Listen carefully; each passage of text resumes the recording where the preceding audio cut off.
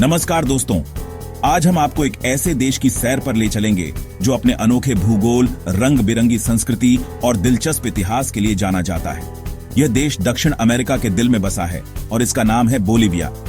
Bolivia चारों ओर से पहाड़ों, जंगलों और मैदानों से घिरा हुआ है और इसकी सीमाएं ब्राजील, पेरू, चिली, अर्जेंटीना और पैराग्वे जैसे देशों से मिलती हैं। बोलीविया की सबसे बड़ी खासियत है यहाँ की ऊंची ऊंची एंडीज पर्वत श्रृंखलाएं, जो देश को एक अद्भुत प्राकृतिक सौंदर्य प्रदान करती है।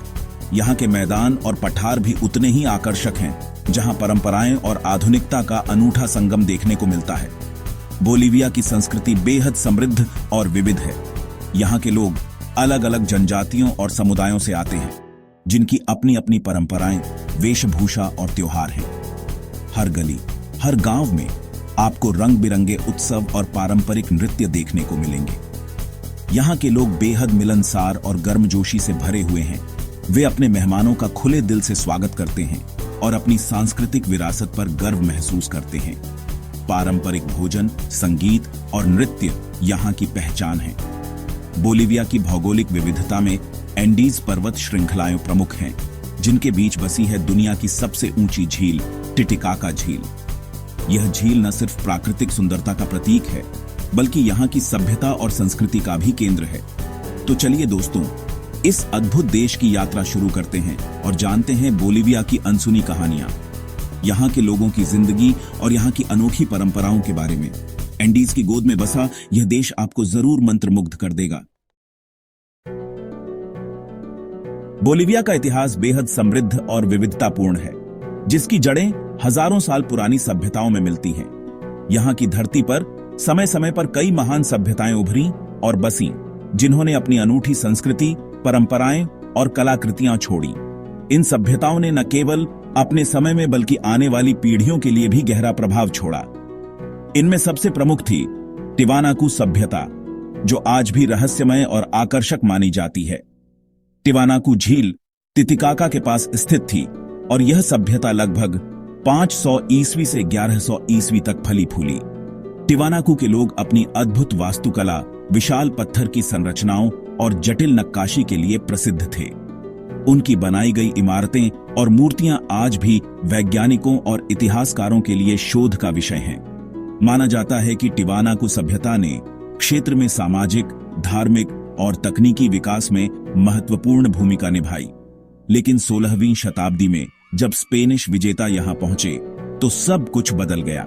स्पेनिश लोगों ने इस क्षेत्र पर कब्जा कर लिया और स्थानीय सभ्यताओं को अपने शासन के अधीन कर लिया। स्पेनिश शासन के दौरान इस क्षेत्र को अपर पेरू के नाम से जाना जाने लगा।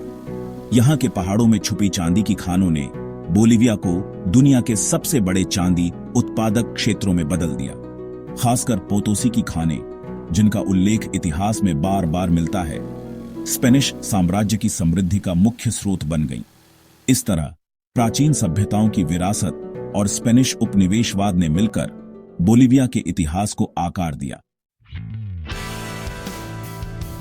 स्पेनिश शासन के खिलाफ 1809 में स्वतंत्रता संग्राम शुरू हुआ। इस संग्राम का नेतृत्व सिमोन बोलीवर जैसे वीरों ने किया।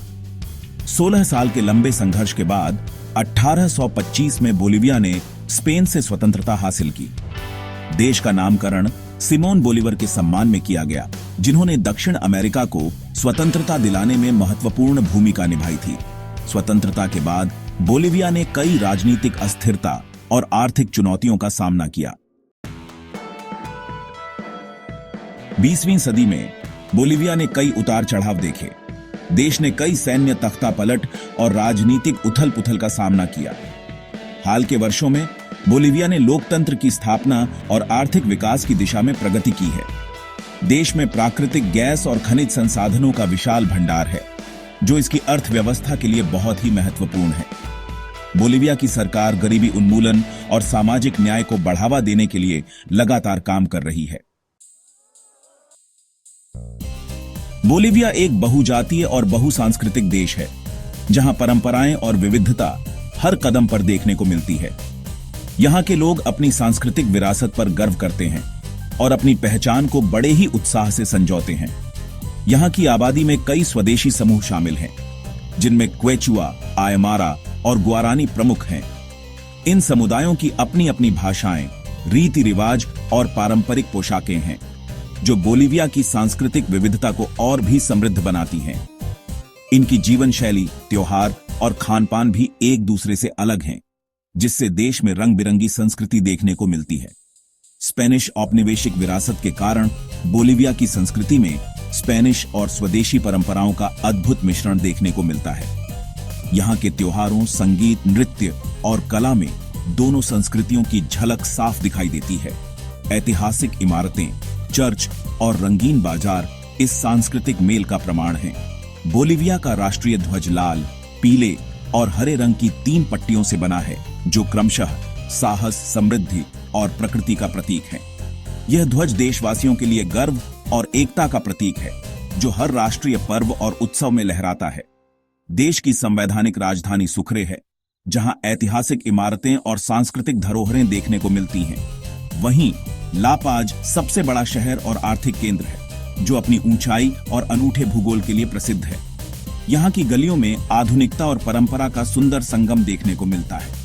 बोलिविया अपनी अनूठी संस्कृति, प्राकृतिक सुंदरता और लोगों की गर्मजोशी के लिए जाना जाता है। यहाँ के पर्वत, झीलें और जंगल न केवल पर्यटकों को आकर्षित करते हैं, बल्कि स्थानीय लोगों के जीवन का अभिन्न हिस्सा भी हैं।